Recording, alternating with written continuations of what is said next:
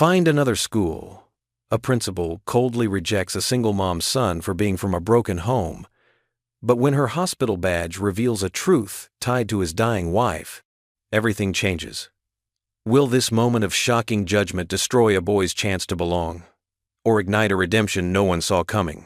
Before we get into the story, comment below where in the world you are watching from today.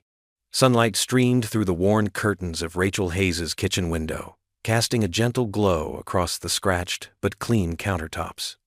She moved quietly through her morning routine, making scrambled eggs and toast while trying not to let her hands shake. This wasn't just another morning. It was the morning that could change everything for her son. "Ethan, honey, breakfast is ready," she called softly down the hallway. The sound of shuffling feet answered her, and 9-year-old Ethan appeared, already dressed in his best blue button-down shirt and khaki pants. His backpack was clutched tight against his chest like a shield. Rachel's heart squeezed at the sight of his serious little face, those deep brown eyes that always seemed to understand too much. "Mom, what if they don't like me?" Ethan's voice was barely above a whisper. Rachel set the plate of eggs in front of him and smoothed his dark hair. "They're going to love you, sweetheart. Just be yourself." But her own stomach was tied in knots. 3 night shifts at the hospital this week had left dark circles under her eyes that even makeup couldn't fully hide. She'd pressed her best blouse twice, wanting everything to be perfect for their meeting at Hamilton Academy. As Ethan picked at his breakfast, Rachel's mind drifted to the divorce papers still sitting in her desk drawer. 2 years had passed, but the weight of being solely responsible for Ethan's future pressed down on her shoulders every single day. The long nights at the hospital, coming home exhausted only to help with homework, make meals, be both mother and father, it was worth it. It had to be worth it. "Mom?" Ethan's voice pulled her back. "You're not eating." Rachel looked down at her own untouched toast and forced a smile. "Just excited, that's all." She took a bite to reassure him, even though it tasted like cardboard in her mouth. The drive to Hamilton Academy took them from their modest neighborhood to the prestigious north side of town. As Rachel turned onto the tree-lined campus drive, she couldn't help but notice how her 10-year-old Honda looked out of place among the gleaming luxury cars. Ethan's eyes widened at the sight of the imposing brick buildings with their ivy-covered walls. "It looks like a castle," he breathed. "It sure does." Rachel parked and checked her lipstick one last time in the rearview mirror. "Ready?" Ethan nodded, but his grip on his backpack tightened. The main hall of Hamilton Academy echoed with their footsteps on polished marble floors.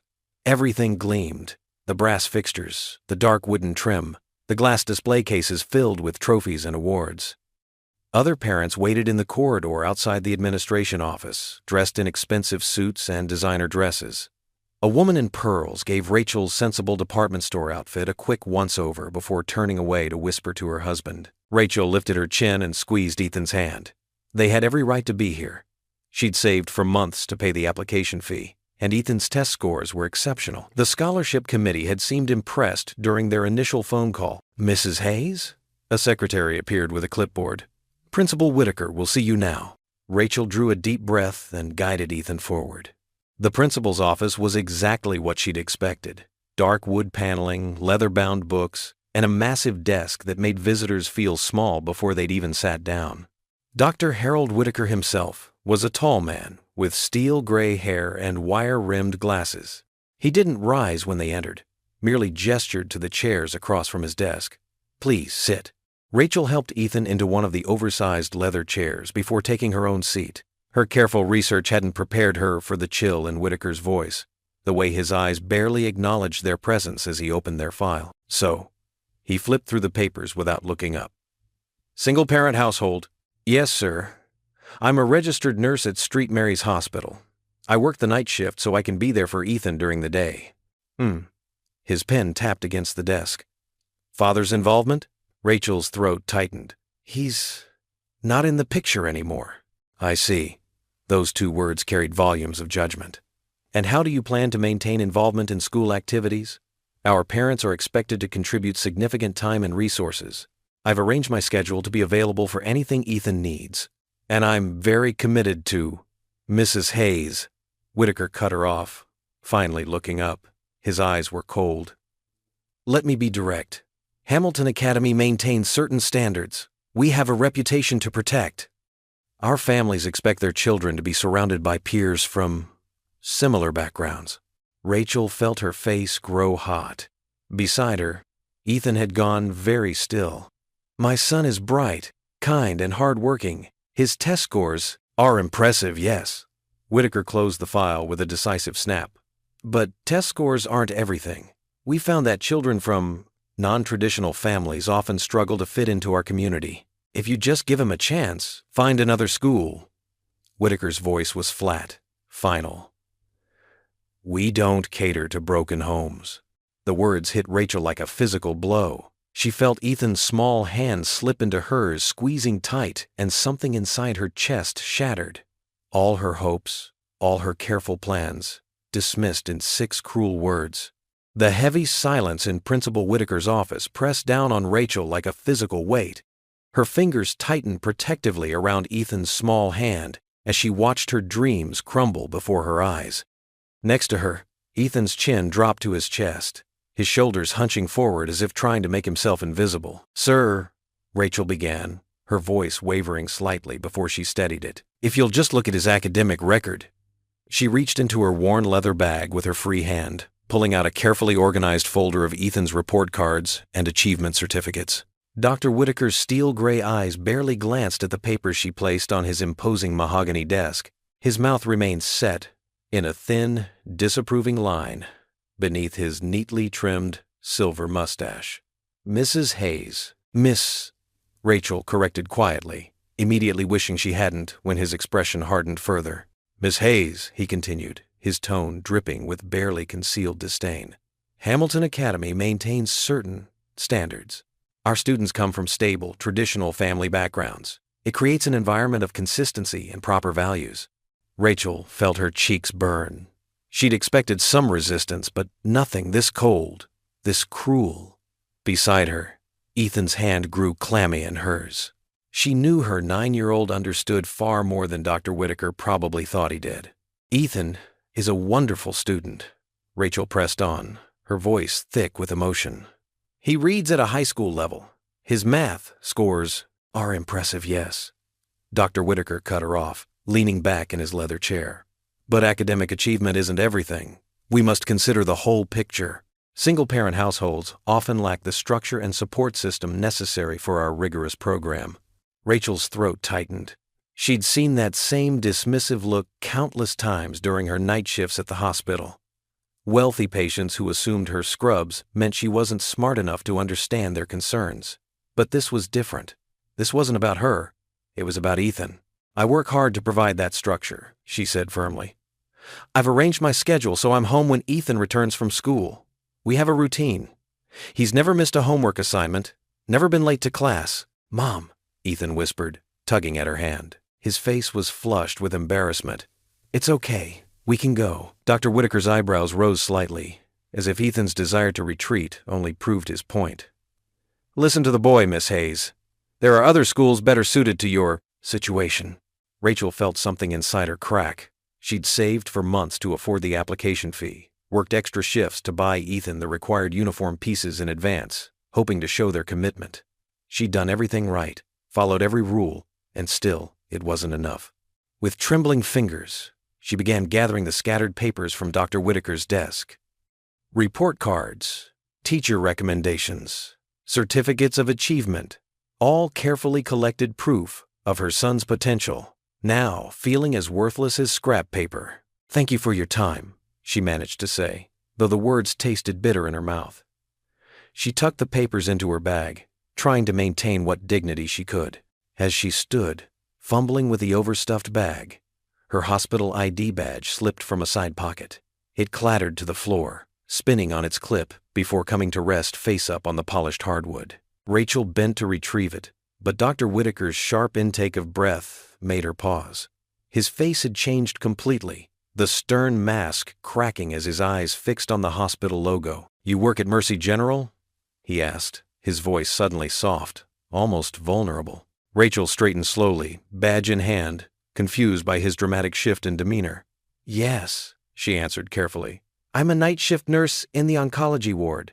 The principal's face had lost its coldness, replaced by something that looked almost like fear. His hands, which had been folded so dismissively on his desk moments before, now gripped the edge until his knuckles turned white. "I see," he said quietly. And for the first time that morning he truly looked at Rachel, not through her or down at her, but at her. The silence that followed felt different from before, charged with something Rachel couldn't quite understand. Rachel stood frozen, her hospital ID badge lying face up on Principal Whitaker's polished oak desk. The morning sunlight streaming through the tall windows caught the laminated surface, making the Mercy General logo gleam. She couldn't understand why this small piece of plastic had caused such a dramatic shift in the principal's demeanor. Dr. Whitaker cleared his throat, his fingers drumming an uneven rhythm on his desk. The stern mask he'd worn moments ago cracked slightly, revealing something almost vulnerable beneath. "Mercy General," he said, his voice softer than before. "My wife Margaret, she's receiving treatment there. Terminal cancer." The words hung in the air between them. Rachel's heart squeezed with compassion, her nurse's instincts immediately responding to the pain she heard in his voice. "I'm so sorry," she said quietly. "The oncology ward has some of our finest staff." Ethan, still holding her hand, looked up at his mother with questioning eyes. He might be young, but he was perceptive enough to sense the change in the room's atmosphere. Dr. Whitaker picked up the badge, turning it over in his hands before holding it out to Rachel. "Night shift nurse?" he asked, noting the department information listed. "Yes, sir," Rachel replied, accepting the badge and tucking it back into her purse. "For the past 5 years." He nodded slowly, his eyes distant, as if seeing something beyond the confines of his office. "Margaret speaks highly of the night staff, says they're the ones who make the long hours bearable." Rachel watched as the principal's gaze drifted to the framed photograph on his desk. From her angle, she could just make out the image of an elegant woman with kind eyes, her arm linked through Dr. Whitaker's as they stood in what appeared to be a garden. The silence stretched for several long moments before Dr. Whitaker straightened in his chair, adjusting his tie with fingers that trembled slightly. "Perhaps," he said, the words coming slowly, as if each one cost him something, "we could arrange a trial period for young Ethan." Rachel's heart leaped, but she kept her voice steady. "A trial period?" "Yes." Dr. Whitaker pulled Ethan's application folder back across the desk, opening it with deliberate care. "We could evaluate his performance over the first semester. See how he adjusts to our environment." Beside her, Ethan's grip on her hand tightened. Rachel could feel the hope radiating from him, matching the cautious optimism blooming in her own chest. "Of course, Doctor," Whitaker continued, his tone becoming more businesslike, "there would be certain expectations. Our academic standards are rigorous, and punctuality is non-negotiable." "We understand," Rachel said quickly. "Don't we, Ethan?" Ethan nodded eagerly, standing a little straighter. "Yes, sir. I'll work really hard." Something flickered across Dr. Whitaker's face, surprise, perhaps, at Ethan's earnest response. He picked up his pen and made several notations on the application form. "Very well. Mrs. Hayes, if you'll see Miss Thompson at the front desk, she'll provide you with the necessary enrollment papers and uniform requirements." Rachel felt slightly dizzy with a sudden turn of events. Just minutes ago, they'd been facing rejection. Now, somehow, they were discussing uniform requirements. "Thank you," she managed. "Thank you so much for reconsidering." Dr. Whitaker waved off her gratitude with a tight gesture. "For now," he emphasized, some of his earlier sternness returning. "This is merely a trial period, Mrs. Hayes. Let's not get ahead of ourselves." They stood to leave, Ethan carefully pushing his chair back into place. As Rachel reached for the door handle, Dr. Whitaker spoke again. "Mrs. Hayes?" She turned back. "Yes? What floor is oncology on?" "4th floor, East Wing," she answered softly. He nodded once, sharply, and turned his attention to the papers on his desk. Rachel recognized a dismissal when she saw one, and guided Ethan out into the hallway. The walk to the administration desk passed in a blur. Rachel filled out forms mechanically, her mind still trying to process the dramatic shift in their fortunes. Miss Thompson, a kind-faced woman with silver-streaked hair, explained the school's procedures and handed them a thick packet of information. Finally, they stepped out into the bright morning sunshine. The parking lot was quieter now, most parents having already left after dropping off their children. Rachel's old sedan stood alone among the few remaining luxury vehicles. As they walked toward their car, Ethan's face broke into a radiant smile. "We get to stay, Mom," he exclaimed, bouncing slightly on his toes. "We really get to stay." Rachel pulled him into a tight hug, breathing in the familiar scent of his shampoo and feeling his small arms wrap around her waist. Her heart felt full to bursting with love for this precious boy who deserved every opportunity she could give him. But beneath her joy lurked a whisper of uncertainty, a mother's instinct for protecting her child from potential disappointment. Closing her eyes, she sent up a silent prayer. "Please, God, don't let this be taken away." The Monday morning sun peeked through Ethan's bedroom window as Rachel helped him button up his new white uniform shirt. Her fingers trembled slightly as she straightened his navy blue tie, a miniature version of the ones worn by all Hamilton Academy boys. "Hold still, sweetie," Rachel said, smoothing down his collar. "There. Perfect." Ethan stood before his mirror, tugging at the unfamiliar fabric. The uniform was pristine, but his face betrayed his nerves. "What if they don't like me, Mom?" Rachel knelt beside him, meeting his worried eyes in the reflection. "They'll love you, honey.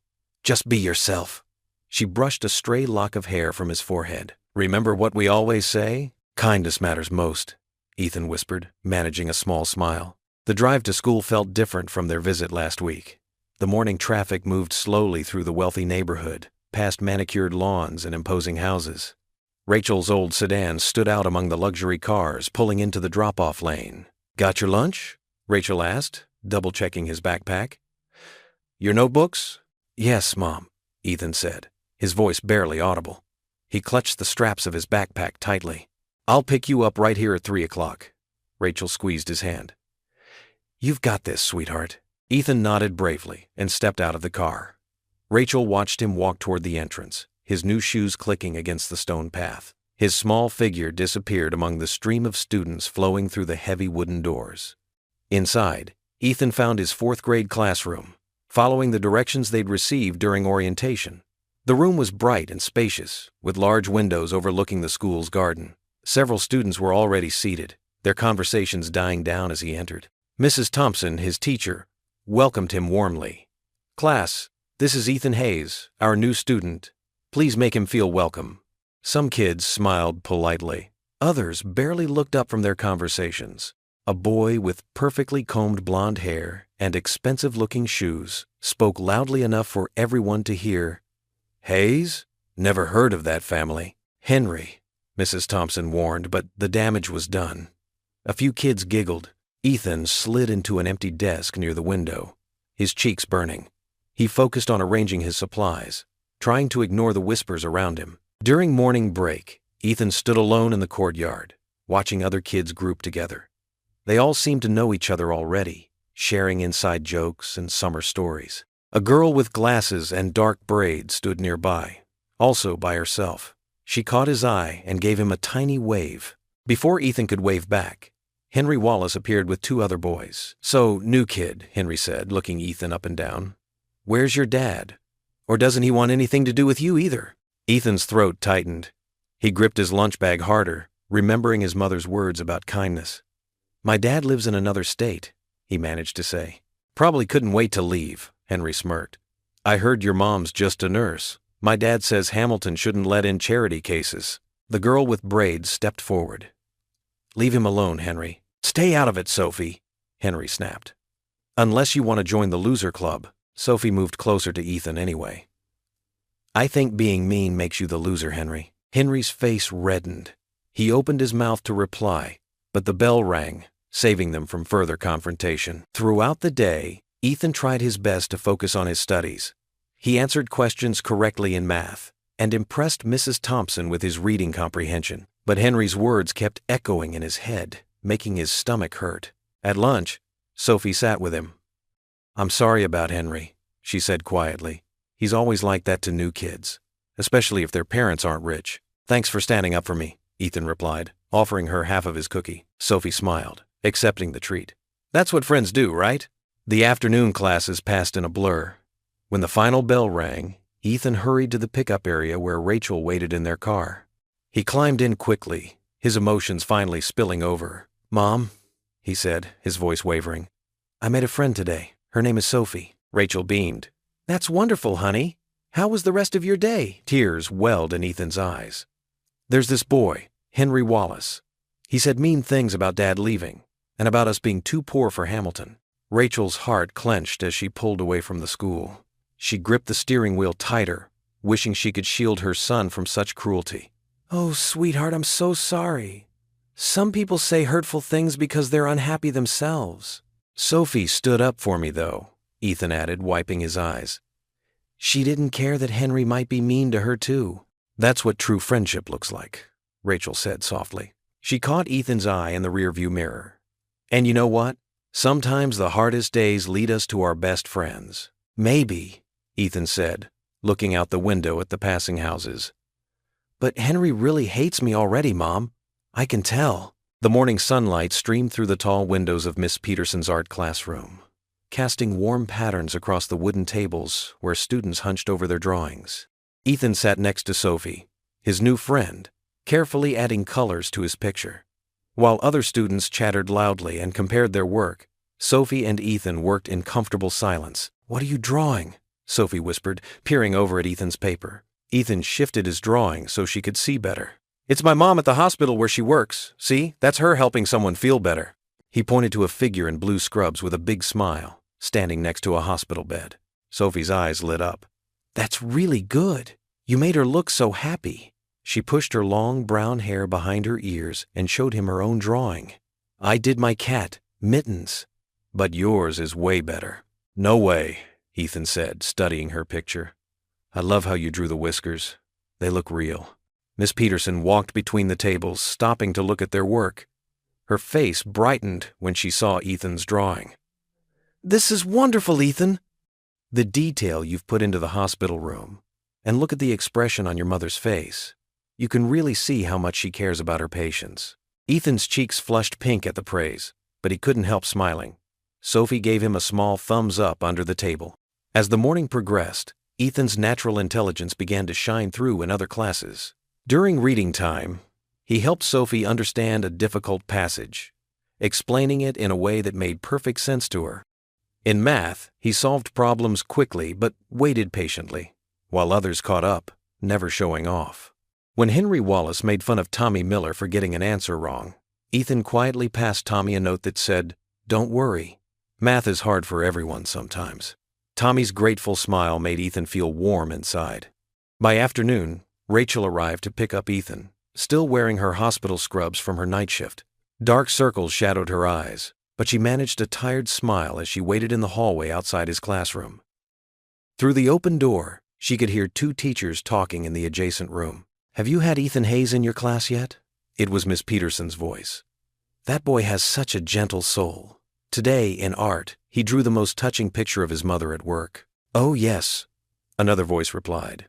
Mrs. Thompson, the reading teacher. He's remarkably bright, but what impresses me most is how he helps others. No attitude about it at all. You'd never know he's going through such a tough time at home. Rachel's throat tightened with emotion. She pressed her hand against the wall to steady herself, overwhelmed by their words. It's refreshing to see, Miss Peterson continued. Sometimes our wealthiest students could learn a thing or two about kindness from children like Ethan. Rachel quickly wiped her eyes as Ethan's class began filing out. When he appeared in the doorway, his face lit up at the sight of her. Mom! He ran to her, wrapping his arms around her waist. Hey, sweetheart, Rachel said, hugging him close. How was your day? Good. Sophie liked my drawing, and Miss Peterson did too. Can Sophie come over sometime? We'll have to ask her parents, but I don't see why not. Rachel gathered his backpack, noticing how Ethan waved goodbye to several classmates. Even Tommy Miller called out. See you tomorrow, Ethan. On the drive home, Ethan chatted about his day, the art project, helping Tommy in math, reading with Sophie. Rachel listened, her heart growing lighter with each story. For the first time since the divorce, she saw real happiness in her son's eyes. That evening, after a simple dinner of spaghetti and meatballs, Rachel tucked Ethan into bed. His room was small but cozy, with glow-in-the-dark stars stuck to the ceiling, a weekend project they'd done together after moving to their apartment. Mom? Ethan said as she pulled his covers up. Yes, honey. Sophie asked if I wanted to sit with her at lunch tomorrow, too.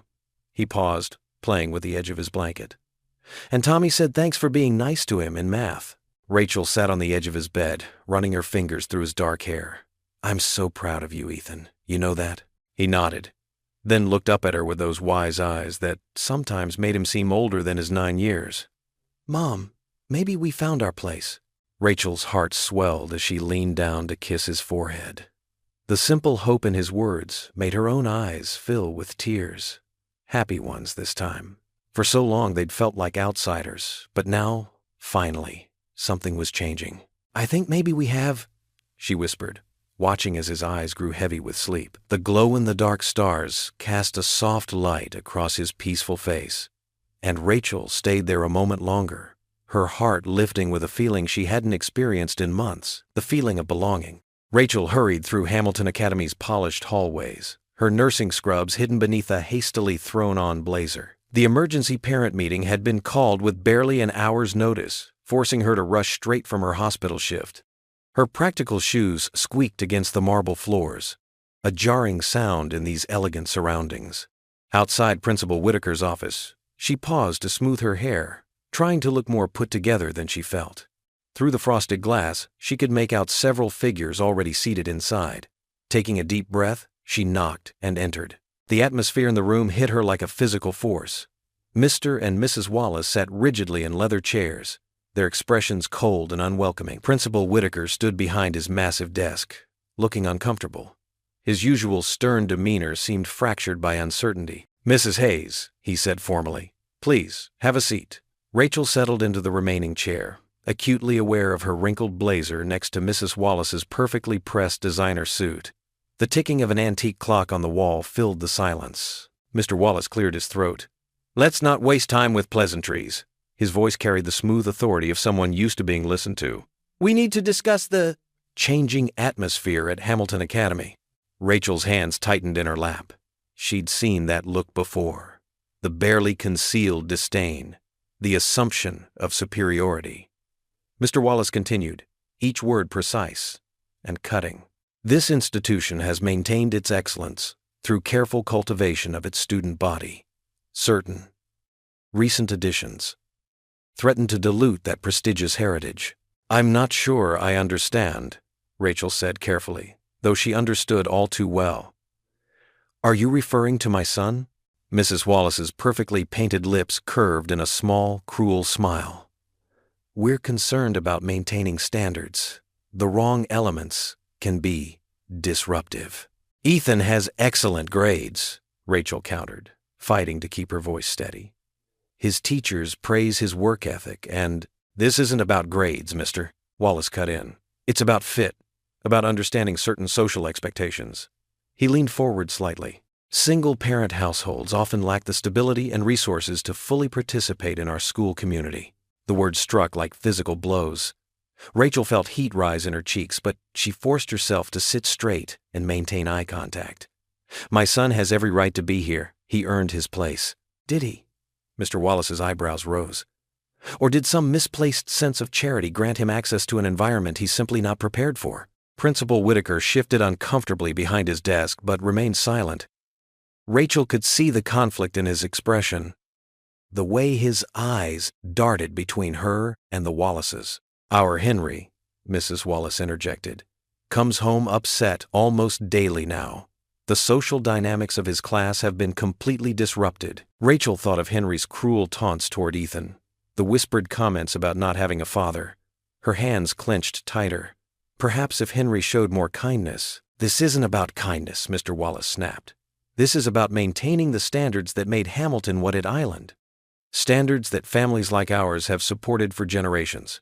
He turned to Principal Whitaker. "The board needs to seriously consider the long-term implications of relaxing our admission criteria." The threat in his words hung heavy in the air. Rachel knew the Wallaces were major donors. Their family name graced the school's science wing. Money spoke volumes in places like this. Principal Whitaker finally stepped forward, his expression grave. "Mrs. Hayes, I understand your position, but Mr. Wallace raises some valid concerns about fit and community standards." "My son fits here," Rachel said firmly, though her heart pounded. "He's kind, intelligent, and eager to learn. Isn't that what should matter?" "What matters," Mr. Wallace said coldly, is preserving the environment that parents like us have carefully cultivated. We won't stand by and watch it deteriorate." Rachel felt tears threatening but blinked them back. She wouldn't give them the satisfaction. Ethan deserves a chance. He's already proving himself. "The board will need to review this situation," Principal Whitaker interrupted, not meeting her eyes. "We'll need to evaluate whether this arrangement should continue." The meeting ended shortly after, with the Wallaces sweeping out victorious. Rachel gathered her purse with trembling hands, feeling sick to her stomach. As she reached the door, Principal Whitaker's voice stopped her. "Mrs. Hayes." She turned. He stood uncomfortably behind his desk, conflict still evident in his expression. "You'll need to convince the board of Ethan's worth," he said quietly, "or he'll have to leave." Rachel nodded numbly and stepped into the hallway.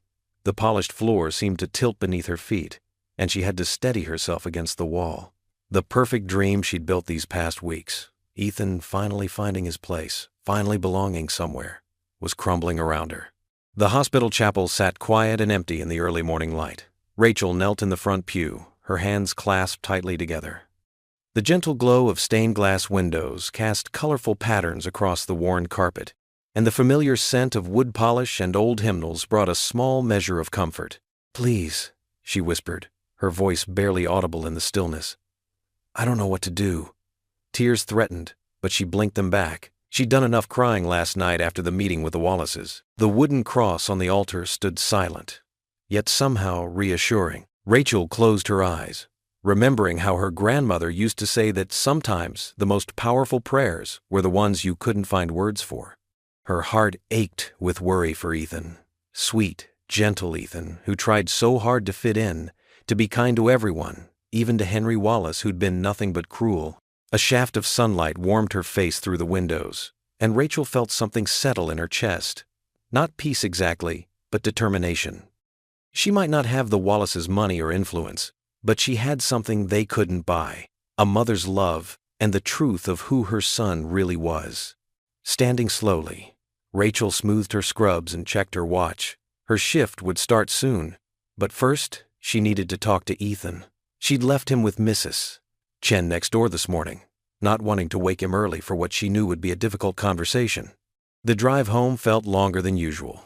Rachel rehearsed different ways to explain the situation to her 9-year-old son. How do you tell a child that some people thought he didn't belong simply because of where he came from? Mrs. Chen's apartment smelled like fresh-baked cookies when Rachel knocked. The elderly woman opened the door with a warm smile, Ethan visible behind her at the kitchen table. Homework spread out before him. "Mom." His face lit up, then fell slightly as he registered her serious expression. "You're home early. Thank you for watching him," Rachel told Mrs. Chen, who squeezed her arm sympathetically before gathering her knitting and stepping out to give them privacy.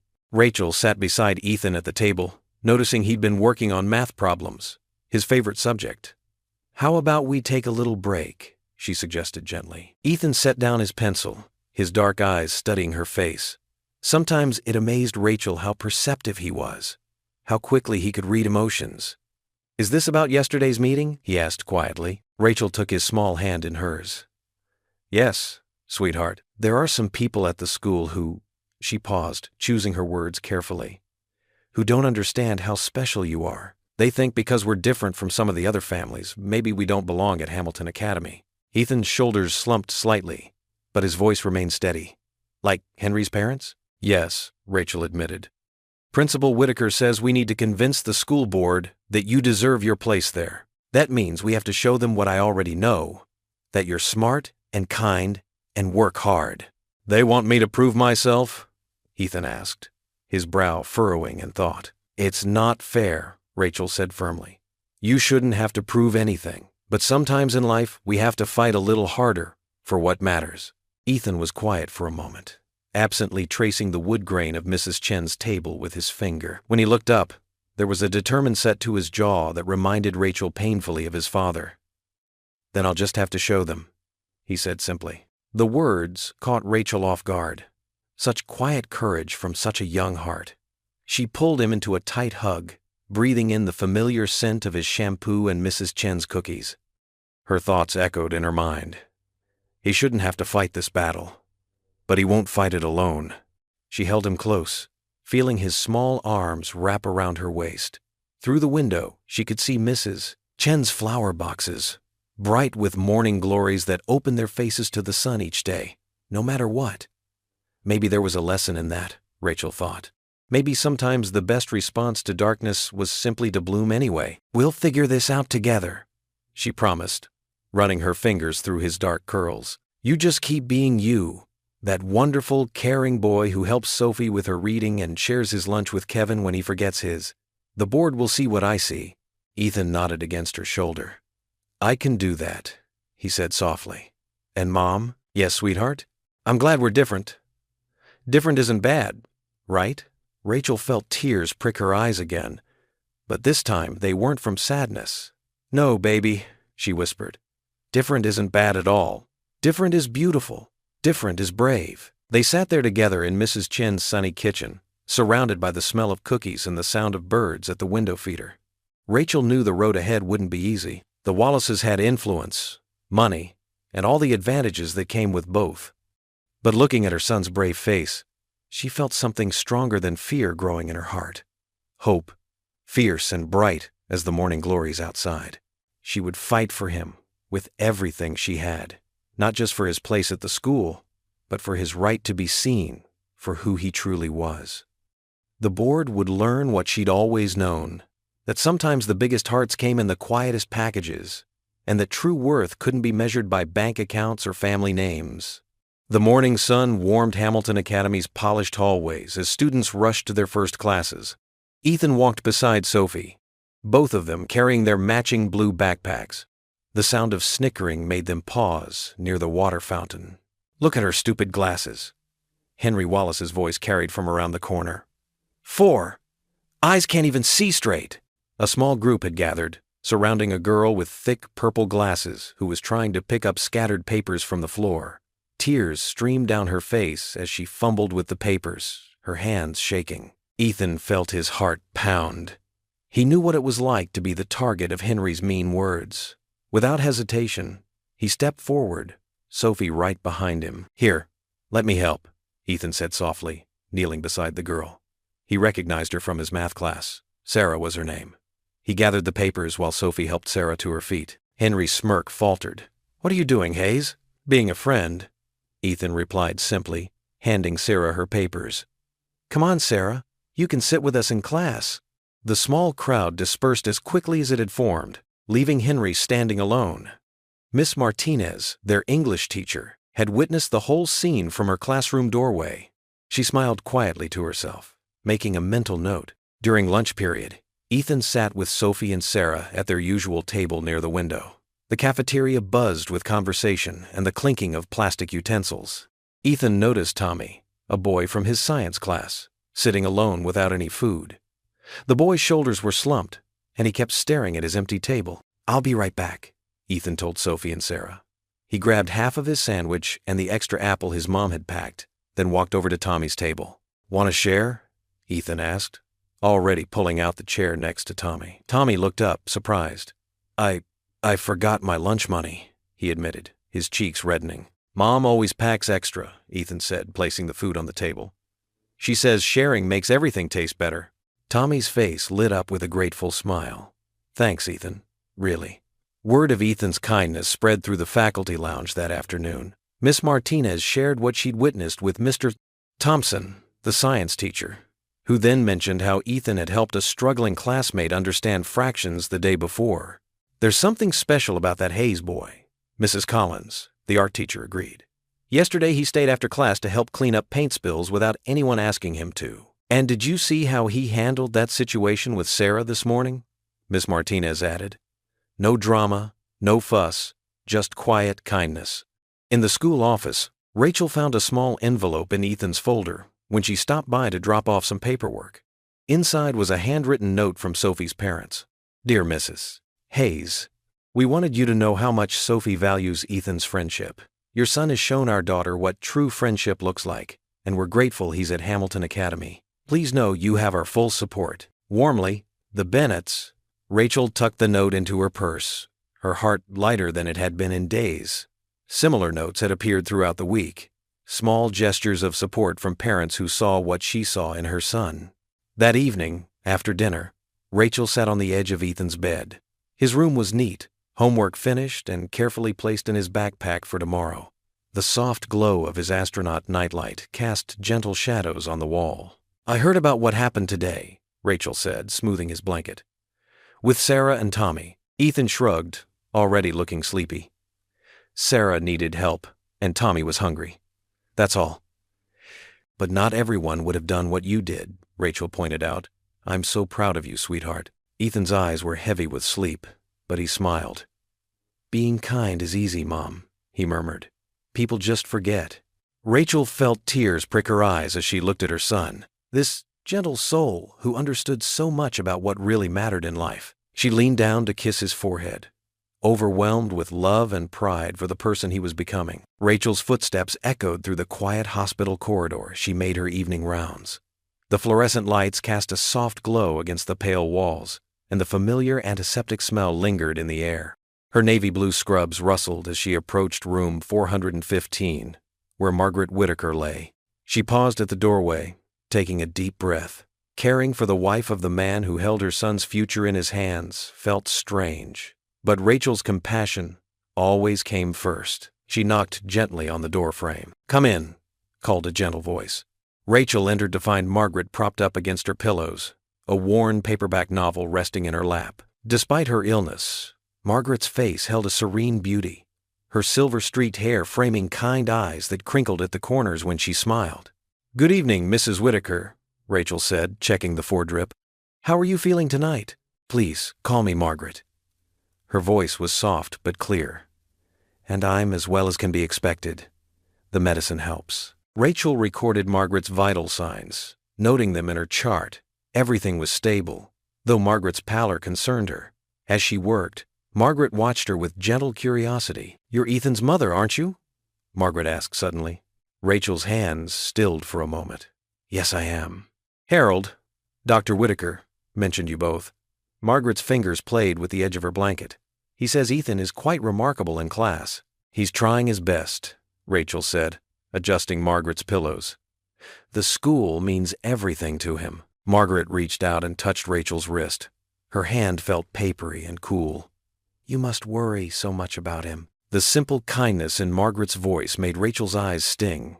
"I do, every day. Sit with me for a moment?" Margaret patted the chair beside her bed. "If you have time?" Rachel glanced at her watch. Her other patients were stable, and she had a few minutes. She settled into the chair, touched by the invitation. "I want you to know," Margaret said, "that I've been watching over Ethan in my own way, through Harold's reports, through the teacher's comments." She smiled. "That boy of yours has a beautiful heart." Rachel blinked back tears. "Thank you. That means so much. But I worry too," Margaret continued, her voice growing softer. "Not about Ethan, about Harold." She gazed out the window at the darkening sky. "My husband wasn't always so rigid. Life hardened him, disappointment by disappointment. Now I fear his heart has become like stone." Rachel remembered Whitaker's cold dismissal in his office, then the moment he'd seen her hospital badge. "He loves you very much," she said gently. "Yes," Margaret sighed. "But love can turn to fear, can't it? Fear of loss, fear of change." She turned back to Rachel, her eyes bright with unshed tears. "I'm afraid for him, Rachel. Afraid that when I'm gone, he'll shut himself away completely." Rachel's heart ached at the raw honesty in Margaret's voice. She took Margaret's hand, remembering all the patients she'd comforted through the years. "Sometimes the hardest hearts need the most gentleness," she said softly. Margaret squeezed her hand. "You understand, don't you? That's why you're such a good nurse, such a good mother." She smiled. "Thank you for taking care of me, Rachel. Not just the medical care, but for sitting here, for listening." "It's my honor," Rachel replied, meaning it completely. They sat in comfortable silence for a moment, until Rachel noticed Margaret's eyelids growing heavy. "You should rest now," she said, standing up. "I'll check on you again before my shift ends." "Thank you, dear," Margaret murmured, already drifting off. Rachel adjusted the blankets and dimmed the lights. As she turned to leave, she noticed movement in the hallway. Through the door's window, she saw Dr. Whitaker standing there, his tall frame bent with exhaustion. She stepped out quietly, giving him a respectful nod. He barely seemed to notice her, his eyes fixed on his sleeping wife. As Rachel walked away, she glanced back one last time. Dr. Whitaker had entered the room and taken the chair she'd vacated. In the dim light, she saw him reach for Margaret's hand, his shoulders shaking with silent sobs. The sight stopped her heart. This proud, difficult man stripped bare by love and grief. Rachel turned away quickly, feeling like an intruder. She continued her rounds, but the image stayed with her. A man caught between his position as a stern guardian of tradition and a husband facing his deepest fear. In that moment, she saw him not as an adversary, but as someone achingly human, divided between duty and despair. The rest of her shift passed in a blur of routine tasks, but her conversation with Margaret lingered in her mind. The woman's grace and insight had touched something deep in Rachel's soul, reminding her that beneath every harsh exterior might lie a heart in need of healing. The morning sun streamed through the classroom windows of Hamilton Academy, casting warm rectangles of light across the polished wooden desks. Miss Thompson stood at the front of the room, her enthusiasm evident as she wrote, "What makes a good community?" in neat letters on the whiteboard. "This will be your most important project this semester," she announced, her eyes scanning the classroom of fourth graders. "I want you to think deeply about what brings people together and makes them care for each other." Ethan sat up straighter in his chair, his blue eyes bright with interest. Next to him, Sophie smiled encouragingly. Even Henry Wallace, who usually spent class time making paper airplanes or whispering jokes to his friends, seemed to pay attention. "You'll have the whole week to work on this," Ms. Thompson continued, passing out colorful construction paper and art supplies. "You can use drawings, words, or both to show what you think matters most in building a strong community." Ethan's mind was already racing with ideas. He thought about his mom working long hours at the hospital, caring for sick people. He remembered Sophie sharing her cookies with him on his first day when no one else would talk to him. He even thought about Dr. Whitaker's wife, whom his mother had told him about, how she was fighting illness but still found ways to be kind to others. Throughout the week, Ethan worked with careful determination. During art time, he drew pictures of people helping each other, a crossing guard keeping children safe, neighbors sharing garden vegetables, friends standing up for each other on the playground. His small hands moved deliberately as he colored each scene, making sure every detail was just right. Sophie occasionally peeked over at his work, giving him quiet thumbs-up signs. "That's really good, Ethan," she whispered one day, pointing to his drawing of a diverse group of children playing together at a park. Even Henry seemed curious about what Ethan was creating. Once, when he thought no one was looking, he walked past Ethan's desk slowly, trying to see the project. Their eyes met briefly, and for once, Henry didn't make a mean comment. The day of the presentations arrived.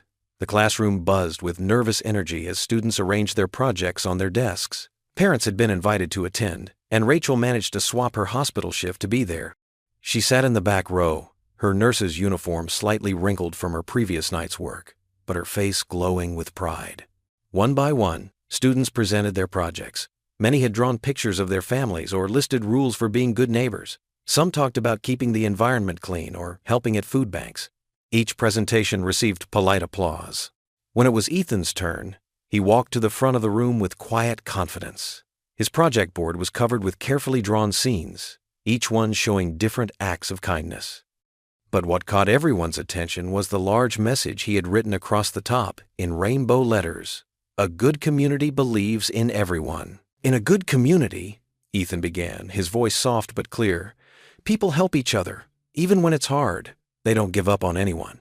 He pointed to his drawings, explaining each one with simple, heartfelt words. The room grew unusually still. Even the usual shuffling of feet and whispered conversations ceased. Miss Thompson leaned forward in her chair, her eyes glistening. "Sometimes," Ethan continued, pointing to a drawing of two children sharing an umbrella in the rain, "people just need someone to believe in them. When we believe in each other, we can all belong." In the back of the room, Rachel pressed her hand to her mouth, tears welling in her eyes. She watched as Sophie beamed at her friend, clapping enthusiastically when he finished speaking. Several other students joined in, the applause growing stronger. What surprised everyone was Henry's reaction. The usually boisterous boy sat quietly at his desk, staring at his own project, a hastily drawn picture of his big house with a list of rules about keeping out unwanted people. He glanced at Ethan's presentation, then down at his own, his expression troubled. After school, Ethan bounded to his mother's car, clutching his project to his chest. The afternoon sun caught his hair, making it shine like copper. Rachel opened her arms, and he ran into them, still buzzing with excitement from the day. "Can I see it?" Rachel asked, her voice thick with emotion. Ethan carefully unfolded his project, showing her each drawing and explaining the meanings behind them. When she read his central message about believing in others, tears spilled onto her cheeks. "Sometimes people just need someone to believe in them," Ethan repeated softly, touching the words he had written with such care. The simple wisdom of his statement hung in the air between them, powerful in its truth. Rachel hugged her son close, her heart full of love and pride. In that moment, she saw not just her little boy, but a soul wise beyond his years, someone who understood that true community was built on acceptance and faith in others. "Your project was wonderful," she whispered, smoothing his hair. "You understood exactly what makes a good community." Ethan smiled up at her, his eyes bright with joy and accomplishment. The afternoon sun wrapped them in its warm embrace as they stood together, mother and son, their hearts light with the knowledge that they had shared something important with the world. Rachel's hands trembled as she fastened the last button on her navy blue blazer. It was her best outfit, bought years ago for job interviews, and she hoped it would help her look confident today. The mirror reflected dark circles under her eyes from another long hospital shift, but there was determination in her gaze. "Mom?" Ethan's voice came from behind her. He stood in the doorway of her bedroom, holding something behind his back. "I made this for you." He held out a folded piece of construction paper. On the front, in careful letters surrounded by colorful hearts, he had written, "You're the bravest mom ever." Inside, he'd drawn a picture of them together, stick figures holding hands with big smiles. Rachel's eyes welled up as she pulled him into a tight hug. "Thank you, sweetheart. This means everything to me." "You'll do great," Ethan said with complete faith. "Just tell them the truth." She kissed the top of his head, breathing in the familiar scent of his shampoo. "I will. Mrs. Miller will be here soon to watch you, okay?" The drive to Hamilton Academy felt both too long and too short. Rachel parked her worn sedan between shiny luxury cars, clutching Ethan's card for courage before stepping out. Inside the school's grand meeting hall, board members sat at a long table while parents filled the rows of chairs. The Wallaces occupied front row seats, their expensive clothes and stern expressions making Rachel feel small. Principal Whitaker called the meeting to order. "We're here to discuss the continued enrollment of Ethan Hayes," he announced, his voice carefully neutral. "Mr. Wallace, you have the floor first." Mr. Wallace stood, straightening his designer tie. "Hamilton Academy has a century-old tradition of excellence. Our standards aren't just about academics. They're about maintaining a certain caliber of community." His cold eyes fixed on Rachel. "Single-parent households simply don't fit our profile. It sets a concerning precedent." Murmurs of agreement rippled through some parents. Rachel's cheeks burned, but she held her head high. Mrs. Wallace spoke next, her voice honey-sweet, but words sharp. "We must consider the impact on other children. Different family situations can be confusing. And there's the matter of tuition assistance, taking resources from more deserving students." Rachel's heart pounded as more parents stood to speak against Ethan. They used polite words to mask ugly prejudices, talking about maintaining standards and protecting values. She gripped Ethan's card in her pocket, drawing strength from its simple love. Finally, Principal Whitaker said, "Mrs. Hayes, would you like to respond?" Rachel stood slowly, her legs shaking but her voice steady. "Thank you for hearing me today." She took a deep breath, remembering Ethan's words. "Just tell them the truth. I'm not here to ask for pity or special treatment," she began. "I'm here to ask for fairness. Yes, I'm a single mother. Yes, I work night shifts at the hospital. But these aren't weaknesses. They're proof of commitment and determination." She pulled out Ethan's card, holding it up. "This morning, my son gave me this. He believes in me, just as I believe in him. Every day, Ethan teaches me about courage. When children mock him for not having a father, he responds with kindness. When he faces challenges, he works harder." Rachel's voice grew stronger. You talk about standards and values. Well, Ethan shows his values through actions. He shares his lunch with classmates who forget theirs. He stands up for others who are teased. He excels in his studies while keeping his heart open and kind. She looked directly at the board members. You worry about the impact of different family situations? Let me tell you about impact. Ethan's project about community touched his whole class because he understands something profound, that everyone deserves a chance to belong. Tears threatened, but Rachel blinked them back. I'm not asking you to lower your standards. I'm asking you to raise them. Look beyond surface judgments to see the truth of who people are. Isn't that what we should be teaching our children? The room fell silent. Rachel saw several board members exchange glances. Even some of the parents who had opposed her looked uncomfortable. An elderly board member leaned forward. Mrs. Hayes, what would you say to parents concerned about stability? I'd say look at the evidence, Rachel replied. Look at Ethan's grades, his behavior, his relationships with classmates. True stability comes from love, commitment, and values, not from fitting a perfect mold. The board withdrew for deliberation. Rachel sat alone, clutching Ethan's card and praying. The minutes stretched like hours until they finally returned. The board chairman cleared his throat. After careful consideration, we voted to approve Ethan Hayes' continued enrollment at Hamilton Academy. He paused, then added, His presence here has reminded us that excellence comes in many forms. Relief flooded through Rachel so strongly she had to grip her chair. Some parents looked disgruntled, but others offered small smiles. As the meeting dispersed, Sophie's mother squeezed her hand in congratulation. That evening, Rachel and Ethan sat at their small kitchen table, sharing a celebration dinner of mac and cheese, Ethan's favorite. Their plates weren't fine china, and their celebration was simple, but joy filled every corner of the room. We did it, Mom, Ethan said, his face glowing. We really did it. Rachel reached across the table to hold his hand. Yes, we did, sweetheart, together. They smiled at each other, mother and son, their hearts full of gratitude and triumph. The battle had been won not with wealth or status, but with truth, courage, and love. Rachel was just settling into her favorite armchair, finally allowing herself to relax after the victorious board meeting, when her phone rang. The hospital's number flashed on the screen, making her heart skip a beat. Night shift wasn't supposed to start for hours.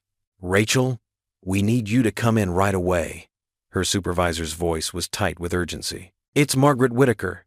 She's taken a sudden turn. Rachel glanced at Ethan, peacefully doing homework at the kitchen table. I'll call Mrs. Miller back, she said, already moving to get her scrubs. Within 20 minutes, Mrs. Miller had arrived to watch Ethan, and Rachel was speeding toward Mercy General. The night was unusually dark, matching the heaviness in her heart. She'd grown fond of Margaret during their quiet evening conversations, admiring the woman's grace, even in suffering. The hospital corridor seemed longer than usual as Rachel hurried to the oncology wing. The usual antiseptic smell mixed with an atmosphere of impending loss. Outside Margaret's room, Dr. Whitaker paced, his tall frame hunched with worry. He barely acknowledged Rachel's presence as she slipped past him. Margaret lay still in the hospital bed, her breathing shallow. The monitors beeped softly, their rhythm irregular. Rachel checked the vital signs, her trained hands gentle but efficient. Margaret's eyes fluttered open at her touch. Rachel, she whispered, her voice barely audible. I knew you'd come. Of course I came, Rachel said softly, adjusting Margaret's pillows. Try to rest now. But Margaret's thin fingers found Rachel's hand, gripping with surprising strength. Listen to me. Each word seemed to cost her tremendous effort. Harold, he's not what he seems. The anger, it's just fear. Rachel leaned closer, holding Margaret's hand between both of hers. The older woman's skin felt paper thin and cool. Promise me. Margaret's eyes fixed on Rachel's face with startling clarity. Don't give up. Ever. Her grip tightened one last time. You're stronger than you know. The monitors suddenly changed their tone. Rachel's medical training kicked in as she called for the emergency team, but she knew in her heart it was too late. Margaret's hand went slack in hers as doctors and nurses rushed in. Dr. Whitaker burst through the door, his face ashen. Margaret! His cry was raw with anguish. Rachel stepped back, giving the medical team room to work, but it was futile. Minutes later, the doctor in charge called time of death, his voice heavy with resignation. The room fell silent, except for Dr. Whitaker's ragged breathing. He stood frozen, staring at his wife's still form. Then, suddenly, he whirled on Rachel. "Why weren't you here earlier?" he snarled, grief twisting his features. "You were supposed to be on duty tonight." "Dr. Whitaker, I came as soon as—" "Don't!" He cut her off, his voice rising. "First you force your way into my school with your sob stories, then you fill Margaret's head with false hope about change and acceptance." His hands clenched into fists. "She believed in you, believed things could be different, but nothing changes. Nothing." Rachel stood her ground, though her heart ached for his pain. "Your wife was a remarkable woman, Dr. Whitaker.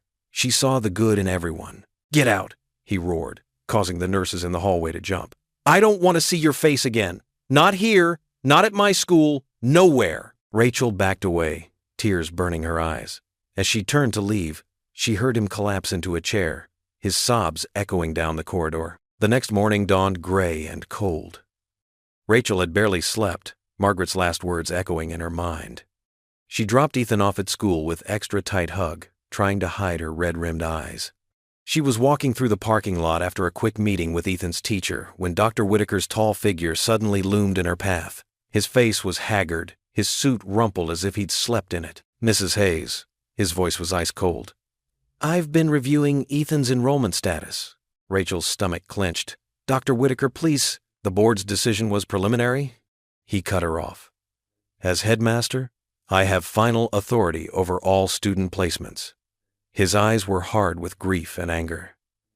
"Consider this Ethan's final week at Hamilton Academy." A small gasp made them both turn.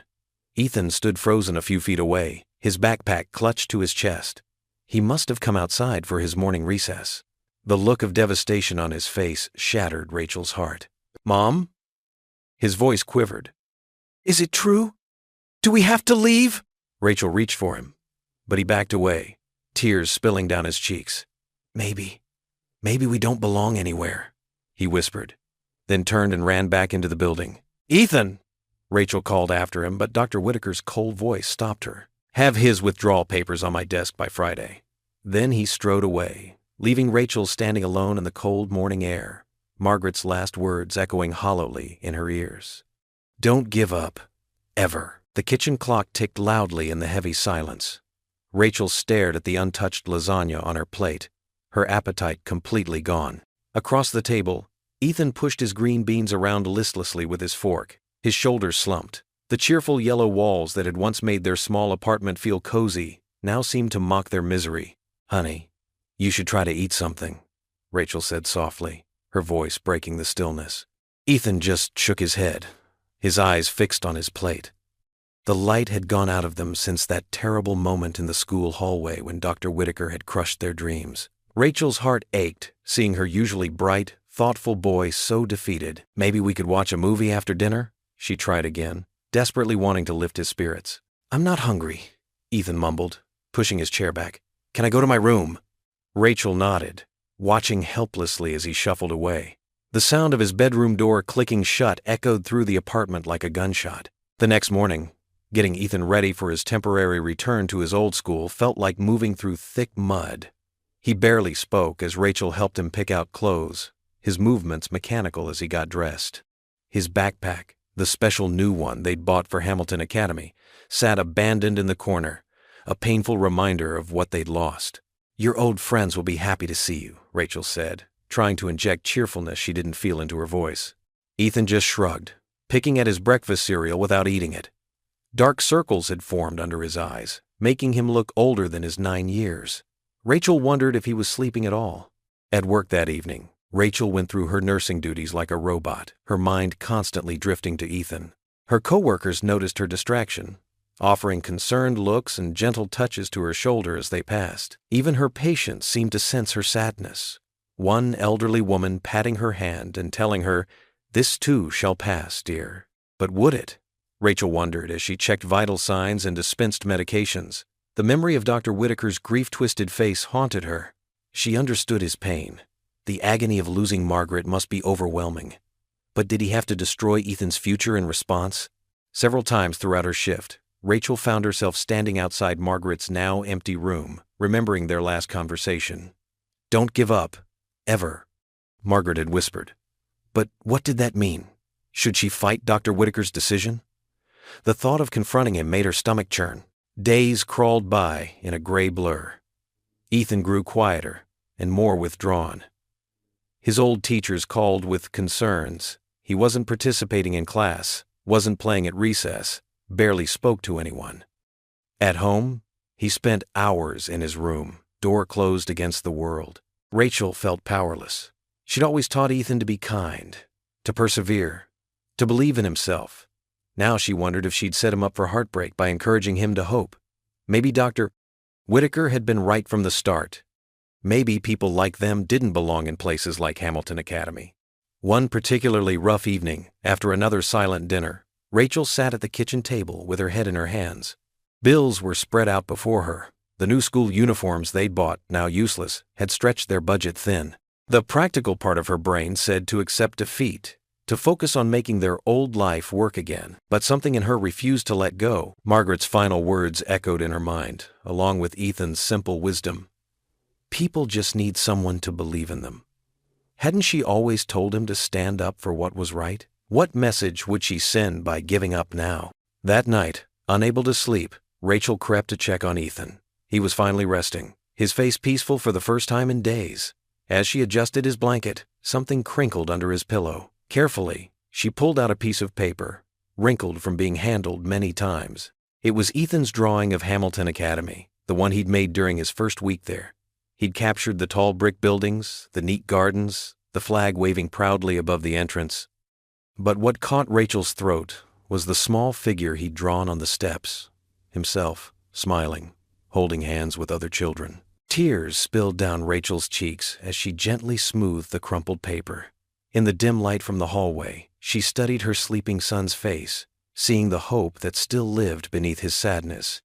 Her fingers traced the drawing's careful lines, remembering how proud he'd been to show it to her. "We belong," she whispered fiercely, her tears falling onto the paper.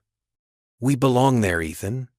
And I won't let anyone tell us different." She carefully tucked the drawing back under his pillow, then leaned down to kiss his forehead.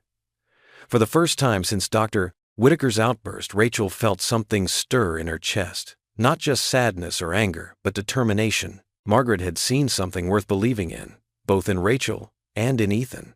Maybe it was time to prove her right. The church stood silent and solemn against the gray morning sky. Rachel hesitated at the heavy wooden doors, her hand tight around Ethan's. They had debated coming.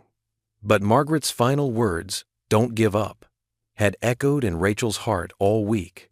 Inside, the sanctuary was filled with flowers and familiar faces from Hamilton Academy. Rachel guided Ethan to a back pew where they could remain unnoticed. The wooden bench creaked softly as they sat down. "You okay, sweetie?" Rachel whispered, smoothing Ethan's hair. He nodded, clutching a folded piece of paper in his small hands, a drawing he'd worked on all morning. The organ began to play, and Dr. Whitaker entered from a side door. Rachel's breath caught at the sight of him. Gone was his usual stern demeanor. His shoulders sagged beneath his dark suit, and his steps were unsteady as he made his way to the pulpit. Sunlight filtered through the stained glass windows, casting colorful shadows across the gathered mourners. The air felt thick with grief and unsaid words. Rachel noticed Sophie and her parents a few rows ahead, their heads bowed in respect. Dr. Whitaker gripped the edges of the pulpit, his knuckles white. When he spoke, his voice trembled. Margaret was.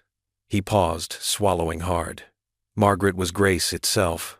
His words carried clearly through the hushed church. She saw goodness in everyone, even when I couldn't, especially when I couldn't. Rachel felt tears spring to her eyes. Beside her, Ethan shifted closer, his small hand finding hers again. "My wife believed in second chances," Whitaker continued, his voice growing hoarse. "She believed that kindness could change hearts, that love could overcome prejudice." He stopped, dabbing at his eyes with a handkerchief. As Whitaker spoke about Margaret's life, Rachel remembered their quiet conversations in the hospital. Margaret's gentle wisdom, her worried comments about her husband's hardened heart, her final plea to never give up. The memory brought fresh tears. "She taught me so much," Whitaker said, his composure cracking. "But I fear I learned her lessons too late." The words hung in the air, heavy with regret. Rachel noticed several board members shifting uncomfortably in their seats. Mr. Wallace stared straight ahead, his expression unreadable. Ethan tugged at Rachel's sleeve and pointed to his drawing. She nodded, understanding his intention. While the choir sang Amazing Grace, Ethan slipped forward quietly, placing his folded paper beneath Dr. Whitaker's empty chair near the pulpit. No one noticed the small boy's movement except Rachel, who watched him return with a mixture of pride and anxiety. The service continued with prayers and hymns, but Rachel barely heard them. Her thoughts kept returning to Margaret's hospital room, to late-night conversations about faith and forgiveness, about how change often comes through unexpected channels. As the final hymn ended, Dr. Whitaker returned to his seat. Rachel watched as he noticed the paper beneath his chair. With trembling hands, he unfolded Ethan's drawing. The picture showed the school building, but not as it could be. Ethan had drawn children of all kinds playing together on the lawn. Above them, written in his careful 9-year-old handwriting, were the words, "Mrs. Whitaker always said everyone deserves a chance."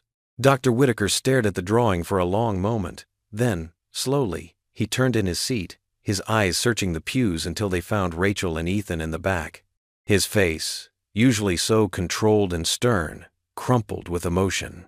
Tears rolled freely down his cheeks as he met Rachel's gaze across the rows of wooden pews. In that moment, something shifted in the air between them. The walls of prejudice and pride seemed to crack, letting in the first rays of understanding. Dr. Whitaker's tears weren't just for Margaret now, they were tears of recognition, of regret, of the possibility of change. Rachel held his gaze steadily, offering neither judgment nor demand. Beside her, Ethan squeezed her hand, somehow understanding the weight of this silent exchange. The church remained quiet except for the soft sounds of grief and the distant toll of bells marking the hour. The morning sun cast long shadows across Dr. Harold Whitaker's office. He sat motionless at his desk, his tie loosened and jacket draped over his chair, a rare break from his usually impeccable appearance. On his desk, amid stacks of paperwork and student files, stood a silver-framed photograph of Margaret. Her gentle smile seemed to pierce right through him. "What would you say to me now?" he whispered, touching the cool glass of the frame. The office felt emptier than ever, haunted by memories of conversations they'd shared about his work, his students, his choices. Margaret's voice echoed in his mind. "Everyone deserves a chance, Harold, even those who make us uncomfortable." She had always been his moral compass, softening his rigid edges with her compassion. His eyes drifted to Ethan's crumpled drawing, which he had carefully smoothed out and placed beside Margaret's photo. The child's simple artwork showed the school with smiling faces in the windows and a big sun overhead. In wobbly letters across the top, it read, "Hope makes everything brighter." Whitaker pulled out a fresh sheet of paper and began to write. The words came slowly at first, each one feeling like a confession. He crossed out lines, started over, crumpled papers, until his waste paper basket overflowed with discarded attempts. "Dear Hamilton Academy community," he wrote for the dozenth time, then paused.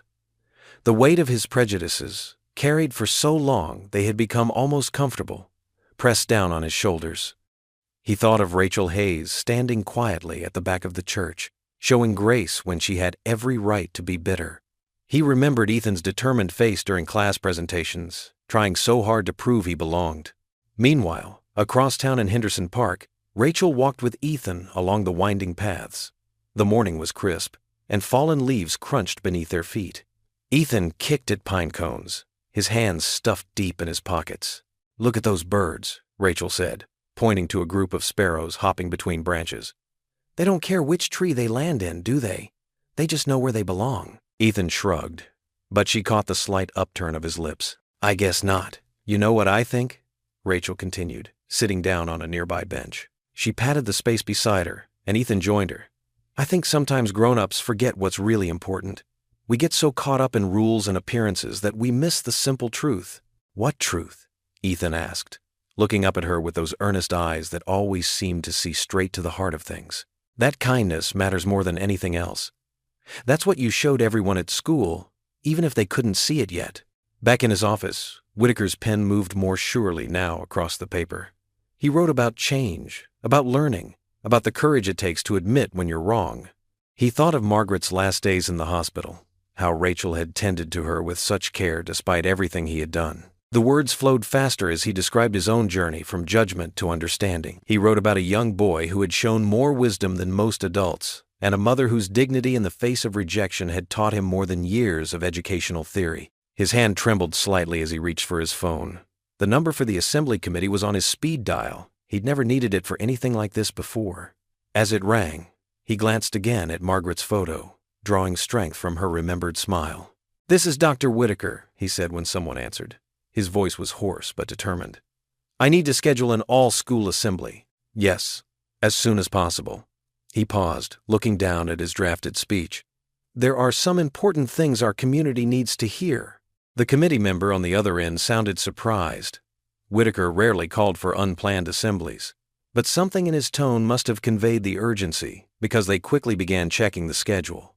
As they worked out the details, Whitaker's eyes kept returning to Ethan's drawing.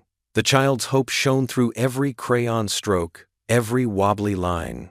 It was the kind of hope Margaret had always believed in, the kind that could change hearts, if only given the chance. He thought of all the other children like Ethan who might have been turned away over the years. How many bright minds and kind hearts had he dismissed because they didn't fit his narrow view of what belonged at Hamilton Academy? The assembly was set for tomorrow morning. As he hung up the phone, Whitaker carefully folded his speech and placed it in his briefcase. For the first time since Margaret's passing, he felt something close to peace.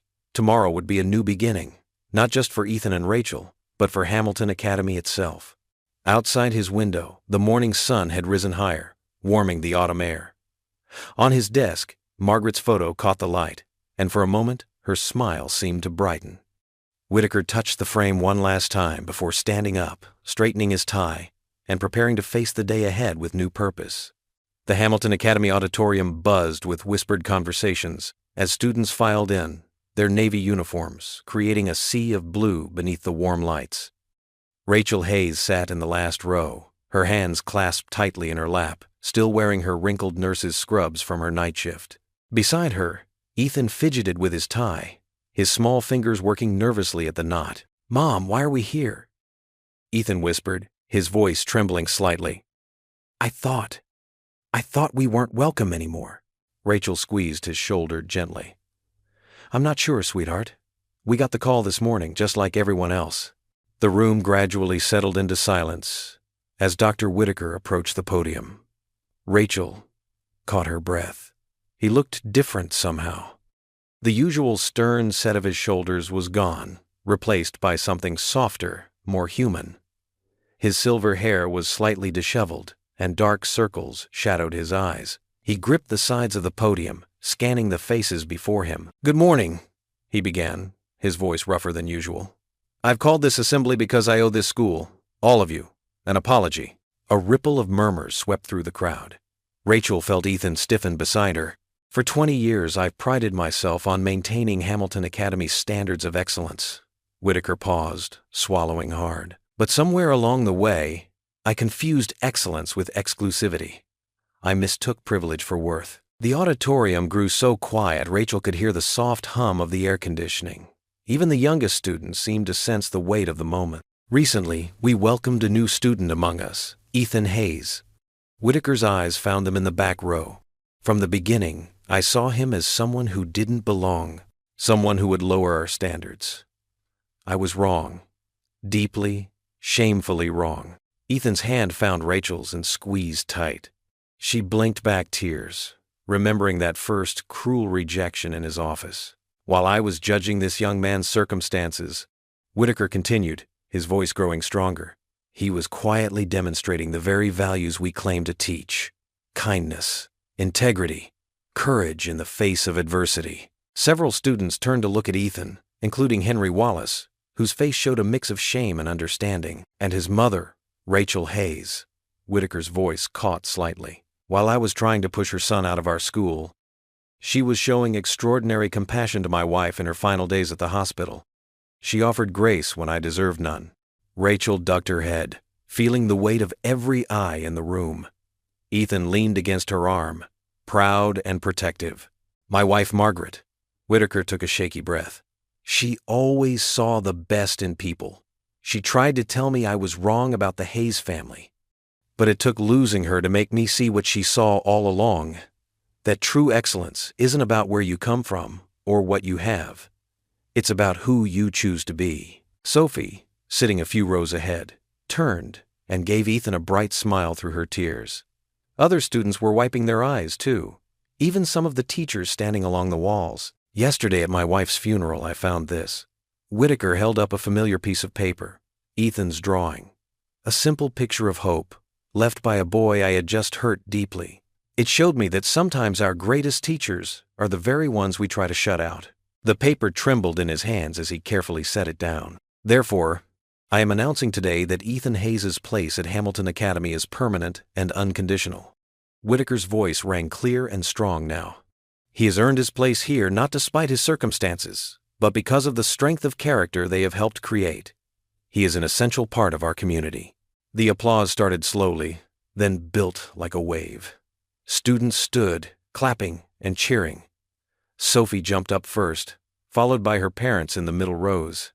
Even Henry Wallace rose, his face showing a new understanding. The thunder of applause filled the auditorium, echoing off the walls. Ethan sat stunned, his eyes shining with pride and disbelief. Rachel wrapped her arm around him, tears flowing freely now as she watched her son finally, truly belong. Furthermore, Whitaker raised his hands, waiting for quiet. "This marks the beginning of changes at Hamilton Academy. We will review our admission policies. We will create scholarships. We will become a school that truly lives up to its mission of fostering excellence in all its forms." The applause grew even louder. Rachel saw several board members nodding in approval, including some who had once opposed them. Mr. Wallace stood stiffly but respectfully, his wife dabbing at her eyes beside him. When the noise finally settled, Whitaker turned directly to face Rachel and Ethan in their back row seats. "Mrs. Hayes, Ethan, on behalf of Hamilton Academy, I apologize. And I thank you for teaching us what real strength looks like." Ethan stood then, his small frame straight and proud, and gave Dr. Whitaker a solemn nod that seemed to hold all the wisdom of his 9 years. The gesture, so simple and sincere, brought fresh tears to many eyes in the room. The assembly ended with more applause, but this time it wasn't just for Whitaker's words or his promise of change. It was for the small boy in the back row who had shown them all that belonging isn't about fitting in, it's about standing firm in who you are, even when others try to tell you otherwise. The spring sunshine streamed through Hamilton Academy's windows, casting long rectangles of light across the polished hallways. Ethan Hayes stood on a stepladder in the main corridor, carefully pinning up colorful posters for the school's first-ever Kindness Week. His friend Sophie Bennett handed him another drawing from their growing stack. "This one's really good," Sophie said, pointing to a student's artwork showing helping hands reaching toward each other. "It captures exactly what we're trying to do." Ethan nodded, smoothing the poster's edges. "Everyone did such amazing work. I can't believe how many kids wanted to help." Mrs. Thompson, their art teacher, walked by with an approving smile. "The hallways never looked better, Ethan. Your idea to combine art with community service was brilliant." Down the hall, other students were setting up collection boxes for their donation drive. Decorated containers lined the walls, each labeled for different needs: school supplies, winter coats, books. Henry Wallace, once Ethan's critic, now stood beside him, organizing donated items into neat piles. "My dad says we might need bigger boxes," Henry said, surprisingly enthusiastic. He's getting the country club to pitch in too. The transformation in Henry hadn't happened overnight. It had taken weeks of small moments. Ethan sharing his lunch when Henry forgot his, helping him with math problems, standing up for him when other kids teased his lisp. Slowly, the walls between them had crumbled. Sophie beamed at their growing collection. "We might need the gym to store everything at this rate." "That's a good problem to have," Ethan replied, climbing down from the ladder. He surveyed their work with quiet pride. The hallway had become a testament to what could happen when people chose kindness over judgment. During lunch break, Ethan and his friends sat at their usual table, now crowded with students who once kept their distance. They discussed plans for distributing the donations to local shelters and struggling families. "My mom says we're making a real difference," Sophie said, unwrapping her sandwich. "She told me some kids might get their first new backpack ever because of us." Ethan thought about that, remembering times when his own mom had stretched every dollar to make ends meet. "Sometimes small things make the biggest difference," he said softly. After school, Rachel arrived to pick up Ethan, still wearing her hospital scrubs. She paused in the hallway, taking in the transformation. Students bustled around, adding items to the donation boxes, their excited chatter filling the air.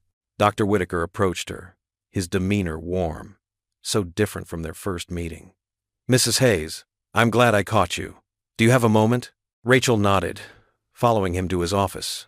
Inside, several board members sat waiting, including Mrs. Bennett, Sophie's mother. "We've been discussing the future of Hamilton Academy," Dr. Whitaker began, gesturing for Rachel to sit.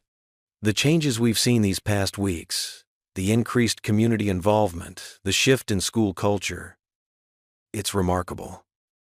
And much of it traces back to you and Ethan." Mrs. Bennett leaned forward. "We'd like you to join the school board, Rachel. We need voices like yours, people who understand the value of inclusion and compassion." Rachel sat stunned, her hands folded in her lap. I'm honored.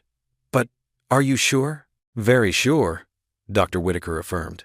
"Your perspective would be invaluable. You've shown us how much stronger we are when we embrace diversity rather than fear it." Rachel thought of all the families like hers, hoping for a chance at a better education for their children. "Then I accept," she said firmly. Thank you for trusting me with this responsibility. That evening, Rachel and Ethan sat at their small kitchen table, sharing a simple dinner of spaghetti and meatballs. The setting sun painted their walls in warm orange hues, and through the window, they could see the first stars appearing. Ethan twirled pasta around his fork, his face thoughtful. "Mom, remember when we thought we didn't belong here?" Rachel nodded, remembering those painful early days. "But now look at us," Ethan continued, his eyes bright. "We're not just part of this place, Mom. We're helping to change it." Rachel watched her son, no longer the nervous boy who'd clung to his backpack on that first day, but a confident young leader who'd helped transform an entire school community. Her heart swelled with pride and gratitude. The donation boxes in the hallway, the new families being welcomed into Hamilton Academy, her position on the school board, they were all proof that belonging wasn't about fitting into an existing mold. Sometimes it was about having the courage to create a new one. Ethan reached across the table and squeezed her hand. The simple gesture carried all the warmth and certainty of home. Not just their apartment, but the larger community they'd helped build. A community where kindness wasn't just a week-long project, but a way of life. Sophie had texted earlier about their collection totals. 300 backpacks, countless books, winter coats in all sizes. Numbers that represented not just items, but hope multiplied. Each donation was a reminder that small acts of kindness could ripple outward, touching lives they'd never even see. The kitchen clock ticked peacefully in the background as mother and son shared their meal, comfortable in the knowledge that they had found not just a place to belong, but a purpose bigger than themselves. The autumn evening painted the sky in strokes of orange and pink as Rachel and Ethan sat together on their worn porch swing.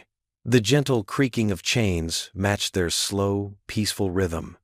2 bowls of vanilla ice cream, Rachel's treat after Ethan's successful presentation at school, were balanced carefully on their laps.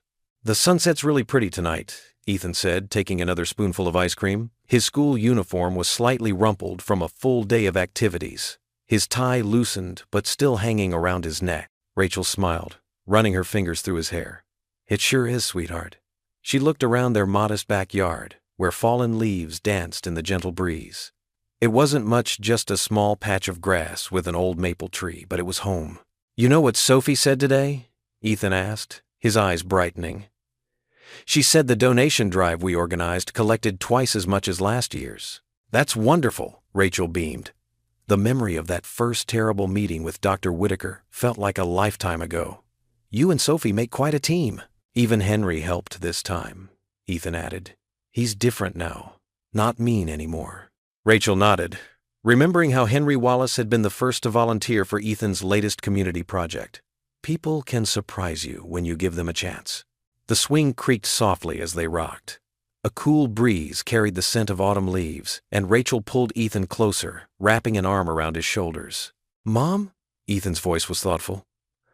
"Remember when you told me about Margaret, how she helped you be brave?" Rachel's heart squeezed gently at the mention of Margaret's name. "I do. I think about her sometimes," Ethan said, scraping the bottom of his ice cream bowl. "Even though I never really met her. The way you talk about her makes me feel like I know her." Rachel closed her eyes briefly, remembering Margaret's gentle voice in the hospital room. "She would have loved you, Ethan. She saw good in everyone, just like you do." "Dr. Whitaker's different too now," Ethan observed. "He smiled at me today. A real smile." Rachel thought about how far they'd all come. Dr. Whitaker, once so cold and judgmental, now championed inclusivity at every board meeting. Just last week, he'd proposed a scholarship program for single-parent families. "Sometimes people just need someone to believe in them," Rachel quoted Ethan's words from months ago. "You taught me that." Ethan ducked his head, a slight blush coloring his cheeks. "I just said what I felt. That's what makes it special," Rachel said. "You speak from your heart, and it changes people." They sat in comfortable silence for a while, watching the sun sink lower behind the trees. The sky had deepened to rich purple, with streaks of gold still lingering at the horizon. "You know what I think about sometimes?" Rachel asked, setting aside her empty bowl. "That morning we first walked into Hamilton Academy. How scared we both were." Ethan nodded against her shoulder. "I was holding your hand so tight." "You were my brave boy," Rachel said softly. "Still are." "I wasn't brave," Ethan countered. "I wanted to cry when Dr. Whitaker said those mean things." "Being brave doesn't mean you don't feel scared or sad," Rachel explained. "It means you keep going anyway. You keep being kind, even when others aren't kind to you." The porch light flickered on automatically as dusk settled around them. Moths began to dance around the warm glow, and somewhere in the distance, a cricket started its evening song. "Mom," Ethan's voice was quieter now. "Remember when I said maybe we didn't belong anywhere?" Rachel's heart ached at the memory of that dark time, when all their hope seemed lost. "I remember, sweetheart. I was wrong," he said simply. "We belonged here all along.